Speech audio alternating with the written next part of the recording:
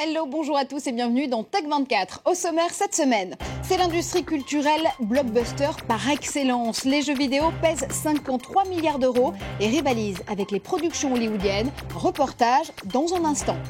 Amazon enflamme la guerre des tablettes avec Kindle Fire HD. Nouvelle version mais même stratégie. Être une porte d'entrée sur les services du géant de la vente en ligne. Guillaume Gralet du magazine Le Point nous en dit plus dans un instant.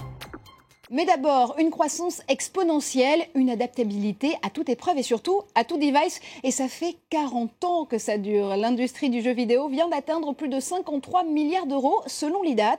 Dopé par la dématérialisation et l'explosion des jeux sur appareils mobiles ou réseaux sociaux, le gaming a su enrayer l'érosion de la vente de jeux physiques et emprunte les méthodes d'Hollywood pour entretenir sa flamme avec les fans.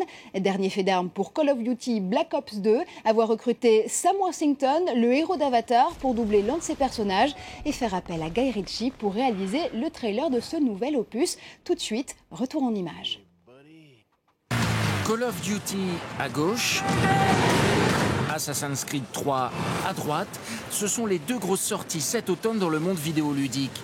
500 millions de dollars de recettes mondiales en 24 heures pour le jeu de tir, 3,5 millions d'exemplaires en une semaine pour le jeu d'aventure. Derrière ces records, un marketing bien rodé. Avant-première à Paris pour le lancement de Call of Duty. Les fans trépignent. Normal, l'éditeur suscite l'attente depuis des mois en distillant des infos au compte-gouttes. Je savais en fait depuis un an qu'ils en faisaient un autre. J'essaie d'avoir des infos, des nouvelles vidéos absolument pour savoir... Et on les trouve où ces infos, ces vidéos ? Internet.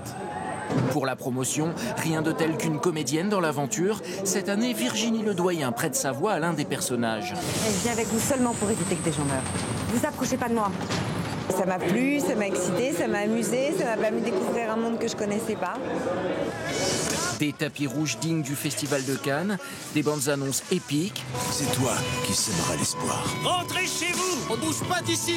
Les méthodes de promotion imitent Hollywood. Les budgets de production s'en rapprochent peu à peu. Assassin's Creed 3, c'est 50 millions d'euros. Par comparaison, le dernier James Bond, 120 millions d'euros. Et comme au cinéma, le succès se joue dès les premières semaines. C'est des années de travail et c'est quelques semaines, quelques mois de durée de vie dans les rayons des magasins. Donc effectivement, il y a des moments, particulièrement à Noël, où les rayons des magasins sont très encombrés. Donc il faut effectivement faire la différence et essayer d'être plus remarqué. En 2011, l'opus précédent de Call of Duty avait récolté 1 milliard de dollars en 15 jours, aussi bien que le film Avatar. Et le cru 2012 est bien parti pour battre ce record. Alors Guillaume, on voit justement que maintenant ces jeux vidéo deviennent de plus en plus des shows à l'américaine, mais est-ce que ça ne déroute pas justement les gamers de la première heure ? Alors les hardcore gamers, Marjorie, on ne peut pas être plus heureux aujourd'hui quand on est un hardcore gamer parce qu'il y a énormément de jeux qui sortent régulièrement. Les Call of Duty, les Assassin's Creed, GTA, ils sortent régulièrement. On le voit dans les images que vous avez montrées tout à l'heure, la précision est remarquable. Il y a de nouvelles consoles qui vont sortir l'année prochaine, sans doute une console Microsoft et une console PlayStation en 2014. Donc tout ça les rend très heureux. En fait, ce qui les chagrine énormément, et là ils ont raison, c'est qu'on continue sur ce débat un petit peu stérile. Est-ce que les jeux vidéo sont violents ou ne sont pas violents ? En fait, il y a bien sûr des jeux violents, mais il y a une signalétique pour ça. Et pour la petite histoire, les jeux vidéo sont une discipline très mature, plus de 40 ans. Pour la petite histoire également, il y a une exposition qui vient d'être inaugurée en ce moment au MoMA de New York, le Museum of Modern Art, sur l'histoire des jeux vidéo. On va y retrouver des Pac-Man, les Sims, les Pong, les Super Mario. En fait, le jeu vidéo veut enfin être considéré comme une discipline adulte et arrêter qu'on essaye un petit peu de le censurer sur des débats un petit peu qui tournent en rond. Merci Guillaume. Et tout de suite, vous restez avec moi puisque on s'apprête à dévoiler le Kindle Fire HD ici sur ce plateau. C'est Test 24.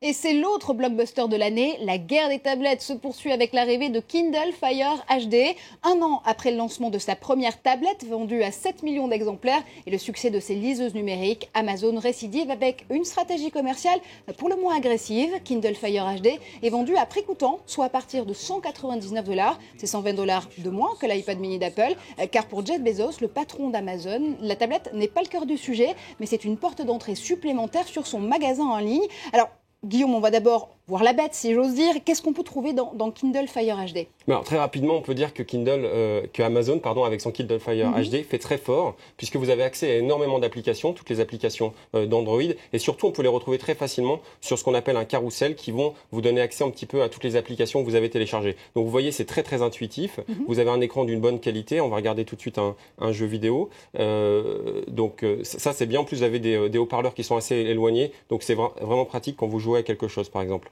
Donc là, on est vraiment bien surpris. On a presque envie de dire que Amazon en fait un petit peu trop, parce que vous savez, Amazon vend vraiment tout et son contraire. Ça va jusqu'aux bouteilles de vin sur Amazon.fr. Donc on a vraiment accès à tout ça sur sa tablette. On peut tout commander. Un petit bémol, on peut pas encore avoir accès aux films en France parce que le partenariat n'a pas encore été signé. C'est même un gros bémol pour le coup. C'est un gros bémol. Amazon explique que ça devrait bientôt être le cas. Ceci dit, vous avez accès à énormément de musique, énormément d'applications, et surtout, alors ça, il faut quand même le souligner parce que c'est vraiment intéressant, Amazon permet de stocker des chansons que vous avez achetées sur d'autres univers, sur iTunes par exemple. Donc là, Amazon fait quand même quelque chose d'intéressant, et surtout, il met bien en avant son cloud. Et justement, le cloud, c'est une des grandes spécialités d'Amazon. Alors, on a coutume de dire que Apple se concentre sur les devices et qu'Amazon se concentre du coup sur les services. Est-ce que c'est aussi vrai sur l'informatique en nuage? C'est vrai exactement sur l'informatique en nuage, Marjorie, puisque le cloud va vous rendre énormément de services.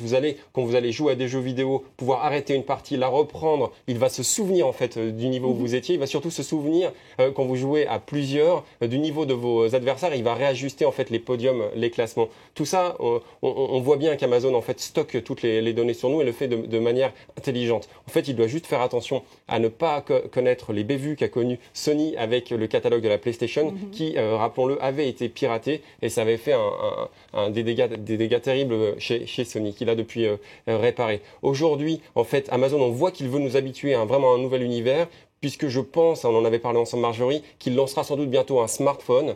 Il reste sous environnement Android, mais il veut se différencier en travaillant des applications par exemple, et donner envie d'acheter une tablette vraiment Amazon et pas uniquement Android. Amazon a donc de la suite dans les idées. Merci Guillaume, merci pour toutes ces explications. Et vous l'avez compris, c'est presque la fin de cette émission. Merci à vous de nous avoir suivis. Vous pouvez nous retrouver comme chaque semaine sur facebook.com/tech24 pour découvrir les coulisses de l'émission. Et puis pour commenter l'actualité numérique avec nous, ce sera évidemment sur Twitter avec le mot-clé, le hashtag Tech24 à la fin de vos messages. Allez, il semble tout droit sorti du film Transformers, mais ce robot géant-là est bien réalité. Kurata, c'est son nom, mesure 4 mètres de haut et se déplace jusqu'à 10 km/h.